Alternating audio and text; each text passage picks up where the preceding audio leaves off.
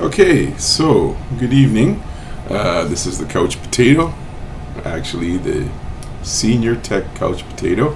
That's what I decided to call my channel, and I'm very proud. This is making me nervous. I don't know really what I'm doing, but I'm going to make this learning process, as I said in my introduction video. So, let me just start by prefacing everything for those who don't know who I am.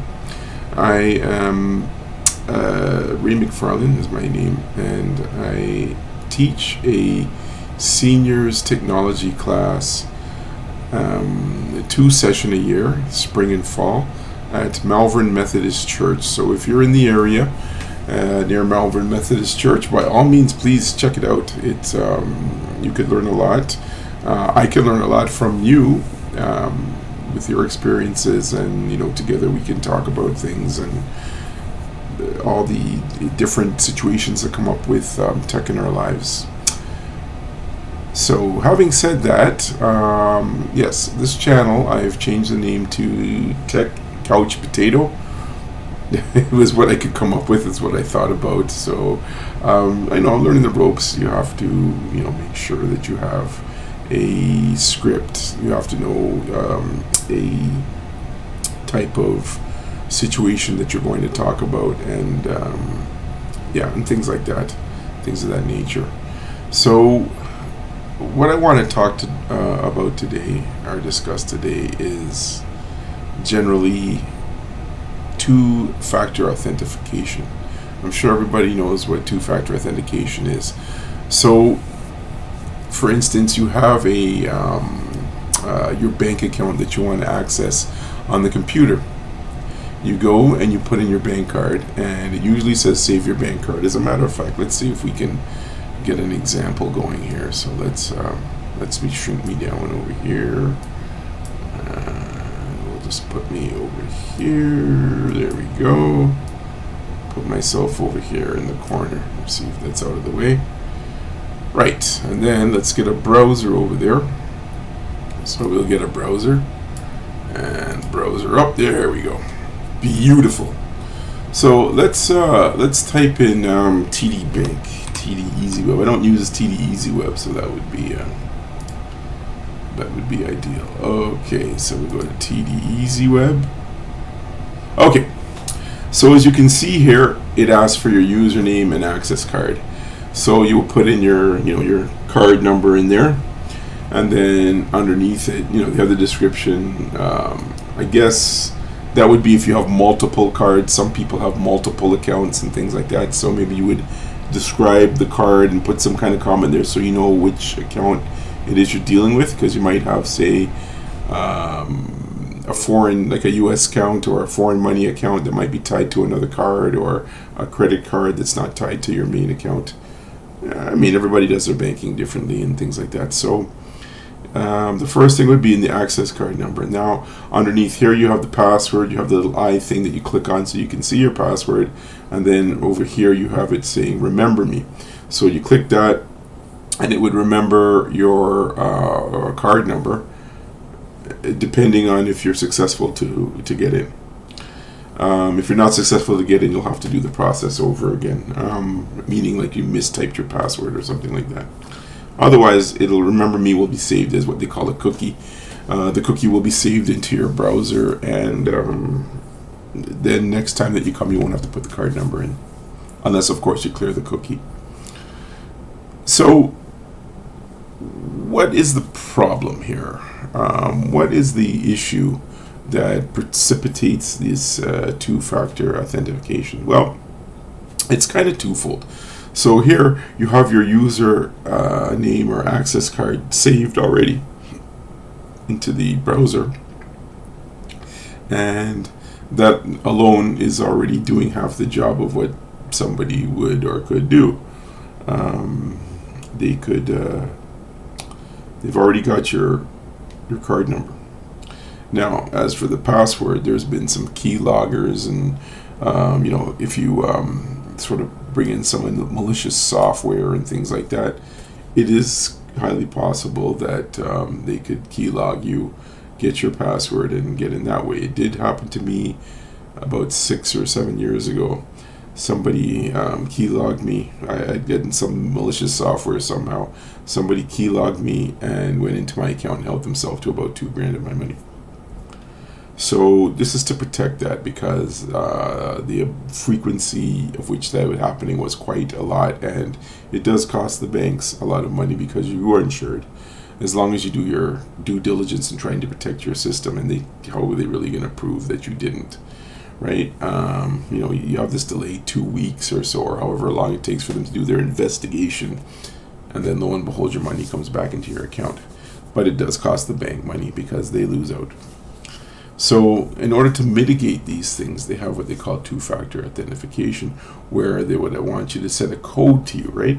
So it'd be a unique code that you could send by, usually the options are SMS, which is sending a text message, or they can send you an email to whichever email account is attached with your bank, or they could call your phone and give you the code over the phone.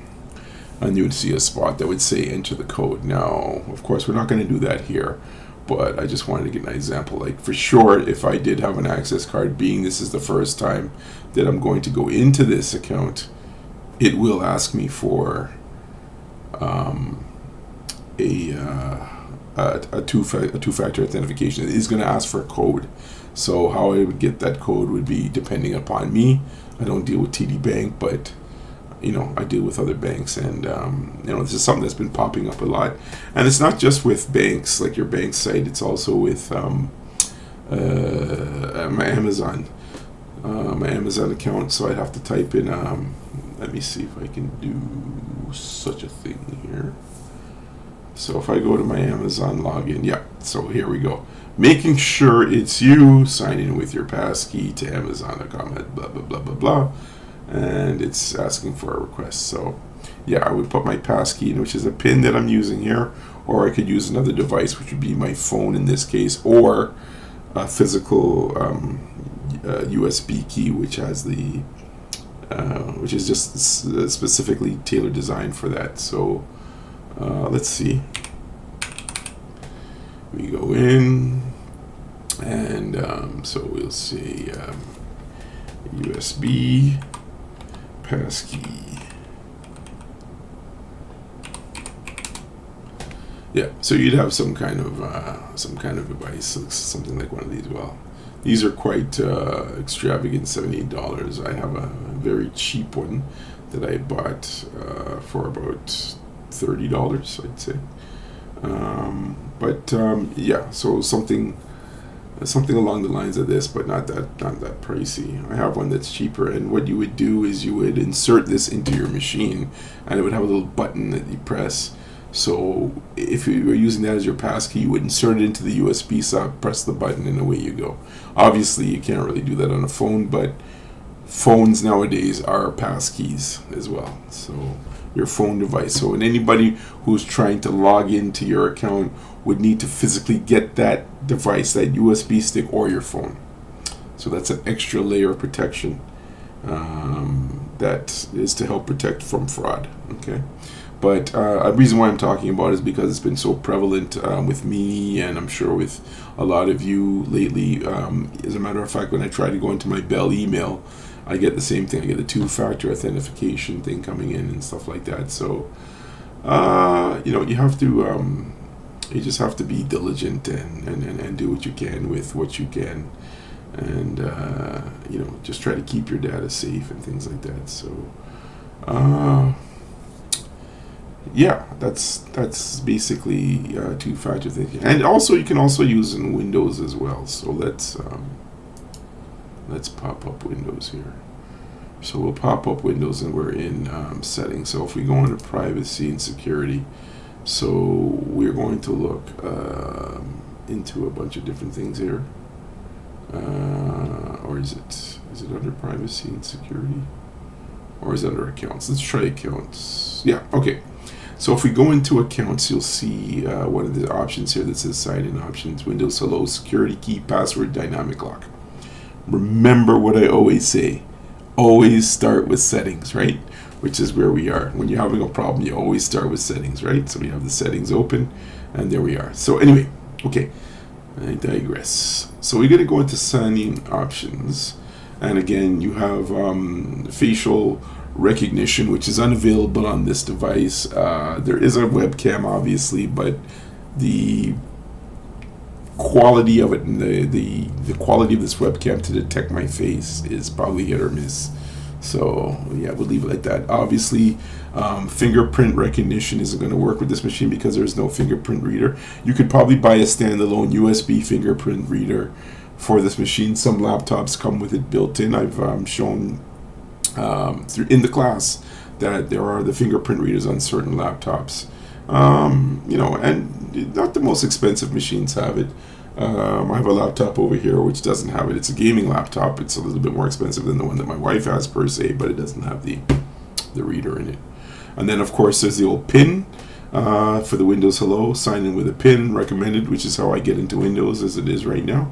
And then you have the security key. So this is a sign in with the physical device, and you can sign into apps with a physical security key. And then you would secure it. You would when you click it, they want you to prompting you to insert your security key into the USB port. I do have a security key which I can use. I use it for certain things, like for instance this YouTube channel. I don't want anybody to get a hold of this YouTube channel easily. I guess anytime that there is a lock, somebody will invent a pick eventually. We know that's always the case, as in human nature. And of course you have the old tried and tested password, and then you have the picture password. Swipe up and tap your favorite photo to unlock your device, which obviously is a no-go on this machine because these displays are not touch sensitive. Okay, these are just regular displays. If you have a display that does touch, then I guess that would be a viable option for you, but not in my situation here. Okay, and then you have other additional settings, but these are the ones that are pertaining to your signed-in options. And the security key is the big one here. As well as the PIN. You can use the PIN as you saw as your security keys. I did to get into Amazon. And fingerprint. A lot of phones. The fingerprint is a big thing on the phones. So you have your trusty phone here. And of course, I know a lot of you in class don't do the fingerprint thing. You do I've seen you do the password and the picture pattern, but to touch it with the fingerprint is a nice handy way to get in. If I can get it to work, there we go. To get into your phone. And of course, everybody's fingerprint is unique to one another. So if you actually use your phone as a physical device key, it's going to pop up with a thing saying Google wants to log in or something like that. It's going to connect to your device. You say connect, it will connect to whatever device you're trying to log into, and then it's going to ask for your fingerprint. You tap your fingerprint, or you can use a PIN, and then away you go and you proceed. So that's basically two-factor authentication in that sense. There's obviously different ways that happen when a person goes on to the phone. So if you go into Bell, for instance, Bell is going to have Bell will have a person asking you all kinds of different questions. They might, if you do telephone banking, they might ask for a telephone PIN. All kinds of different things that can happen with Bell and all that. Or Rogers or one of those companies, but they usually try to challenge you in that sense and see if you can answer some questions and things like that in order to prove your identity, prove you are the person that you say you are, right? So yeah, that's basically it for two-factor authentication. And again, in our society, it's become a lot more prevalent. Like we have scam phone calls, we have scam emails, we have as technology persists and permeates our daily lives, you have a lot of the negatives that go with it, right? You have nefarious people who will do these things to make money, and they're successful at it, or else they wouldn't do it. Every once in a while falls prey to it. I'm no different. I can fall prey to it. I do try to help educate myself and educate anybody who listens to comes to my class, or even watching this video would try to educate yourself to know certain red flags that should trigger certain responses that are, certain notions that what you're doing is not legit. But for the most part, this is companies' ways. So, you have the Microsofts, the Googles, the banks, the Amazons are all trying to mitigate the possibility of hacking and the inconveniences that go with it, plus the financial cost. I would probably say that on their part, the financial cost is the huge factor, right? Because these companies are designed to make money. However,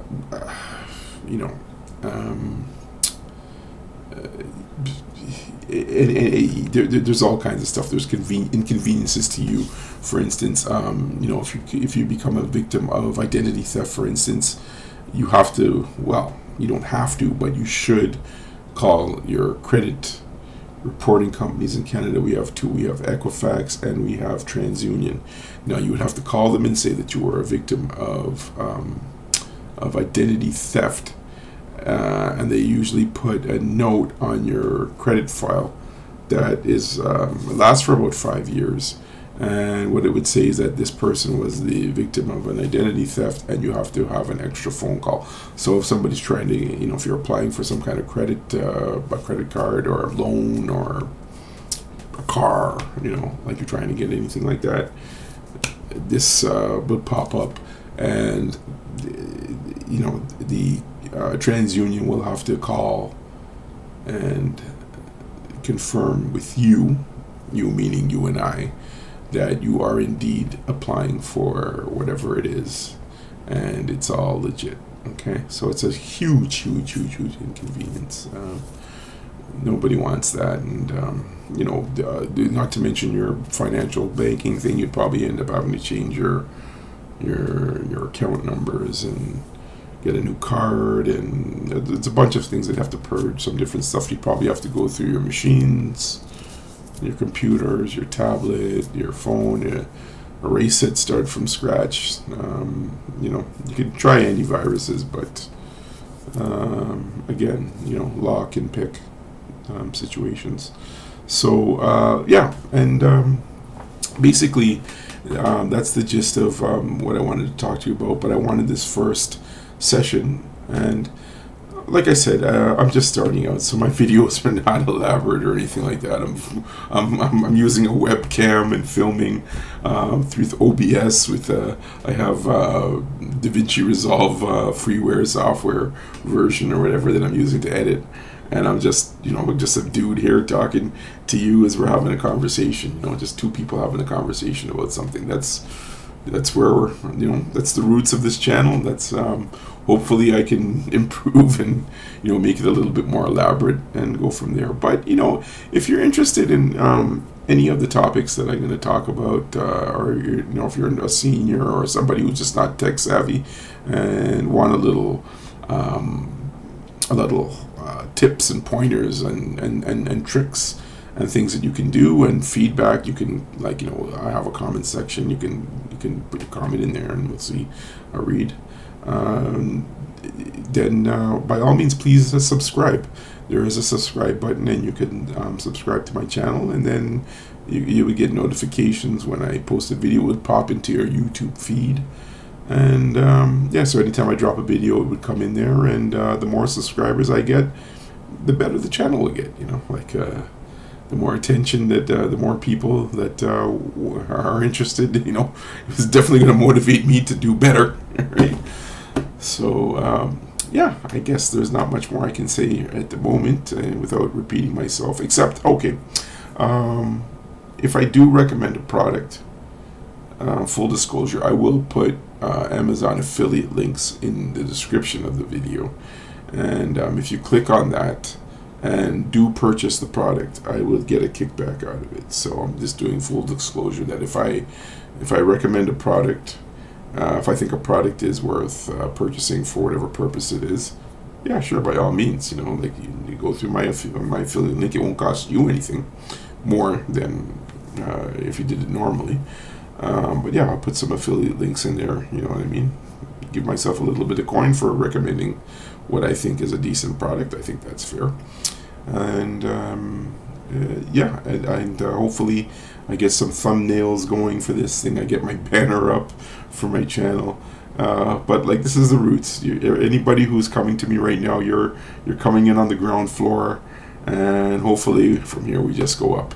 So I'm going to leave it there for the fear that I'll just be repeating myself, which I do not want to do. And yeah, I'll leave this video for now. But again, the channel is called Senior Tech Couch Potato. I do have a very comfortable couch back here that I sit on to watch my TV. I haven't been much of a couch potato though lately, because the weather has been quite nice. Like, it's been in the 30s and sunny. We haven't had that much rain lately here. It's a good time to go out and touch grass. And there's a couple of shows that I want to watch, but you have to budget your time, right? And then there's this thing called sleep, which is a nice thing to get to. So yeah, that's basically it. And listen, I hope everybody has a wonderful week. This is Sunday now, Sunday the 13th of July. So we're almost at the midpoint of July, and I would say we're at the quarter point of the summer. We've still got 3/4 of the summer to go. So please enjoy your summer. If you live in Canada and you live in the GTA, you know that in a couple of months, in a few months, it's going to get cold again, and you know what comes after the fall. So yeah, that's basically it, and I hope everybody has a wonderful week ahead of them, and have a wonderful evening, and yeah, just do the best that you can to survive the forward moving technology train that we have. Okay, take care.